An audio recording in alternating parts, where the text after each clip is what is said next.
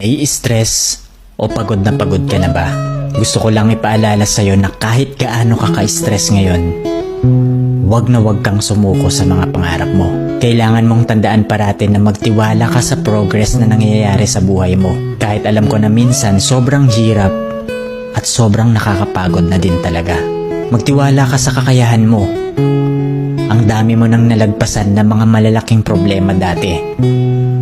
Ngayon ka pa ba susuko? Patuloy ka lang na lumaban. Yung pakiramdam mo ngayon na nahuhuli ka na sa buhay, siguro dahil nakikita mo yung mga kakilala mo o yung mga kaibigan mo, pakonti-konti may na-achieve na sila. Parati mong tandaan na lahat tayo ay may kanya-kanyang timeline sa buhay.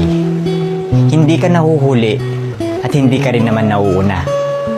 Kung nasaan ka man ngayon sa buhay mo, yan ang lesson at experience na kailangan mong pagdaanan ngayon. Lahat tayo ay may sariling kwento sa buhay na makaka-inspire ng ibang tao.